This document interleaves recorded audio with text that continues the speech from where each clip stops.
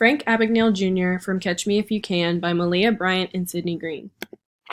Catch Me If You Can is a movie based off of a true story about Frank William Abagnale Jr., a teenager from 1963 who stole over $2.5 million from the United States and 26 other countries by becoming an imposter, check forger, and con artist all before he was legally allowed to drink.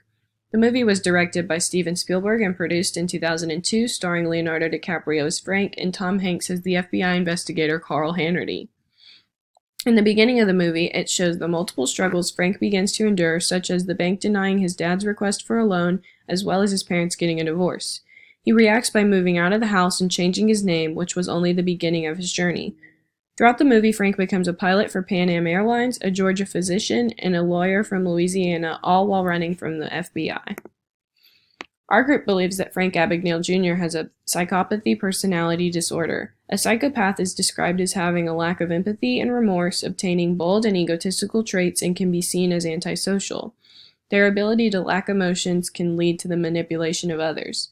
Although antisocial behavior is present, an individual with this disorder can appear normal or even charming in some cases, making one of the most difficult illnesses to spot. If this character were to attend a therapy session during the film, we believe he would be diagnosed with the same disorder, psychopathy. Considering Frank Abagnale Jr. lacks empathy and has developed egotistical traits, we don't believe Frank would ever consider therapy and possibly could manipulate others into thinking he doesn't either. We think this disorder is diagnosed in all cultures since it is a personality illness and can be mostly associated with crime, which is present in all cultures. Anyone can be born a psychopath and many countries struggle with them. Stigmas that are associated with this disorder in our culture are often people who lack guilt or conscience, feeling or emotion, impulsiveness, charming, and the inability to accept responsibility for actions and self-interest. Two symptoms that Frank Abagnale Jr. exhibits of psychopathy is the tendency to lie often and manipulation while hurting others. Throughout the entire movie, Abagnale fulfills 3 careers, none of which he attended school for. This demonstrates his tendency to lie, which can be seen in psychopaths. In one scene, Frank has a close call with the law, and instead of taking responsibility for his actions, he manipulates Carl Hannity into thinking that he is an FBI agent as well, and that he has already caught the person they were after. In reality, Carl was after Frank, who managed to escape the room before Hannity realized that he was the person he was chasing. Even though this character shows all symptoms of a psychopath, the evidence is the weakest regarding how he has a difficult time knowing what is right and wrong.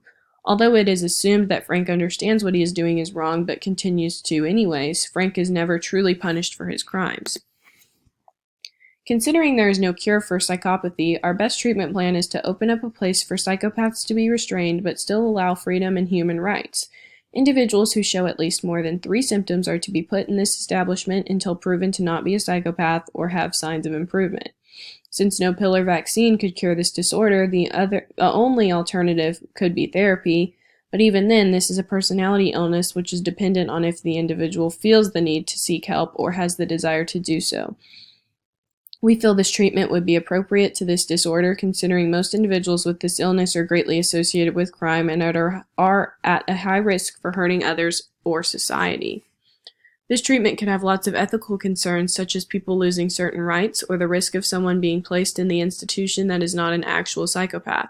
Since psychopaths can be manipulative, it is also a concern that some could find a way out or a loophole in the evaluation. Some barriers that might hinder this character from gaining proper treatment could be just restraining him long enough to be able to transport him there. Another barrier could be trying to help him understand why he needs help or why he should comply. Even if he was placed in an institution, there is still the chance of him finding a way out by manipulation or lying to people. The individuals running the facility would have to be very well trained in avoiding manipulation and treating individuals who exhibit psychopathic tendencies. Our group believes that the film portrays an accurate description of psychopathy personality disorder. It includes every symptom, such as being antisocial in the short scenes of Frank in high school, and other traits like the tendency to lie and manipulate others throughout the whole movie. It also suggests how difficult identifying a psychopath can be when they are smooth and charming individuals. We think it is a perfect representation of psychopathy to the lack of remorse Frank shows to how egotistical he can be. Film can help influence our perspectives on disorders by giving us examples from real life such as this movie. It gives us a better understanding about them by showing that people in our society might not always be the people they claim and that disorders can be present in anyone among us.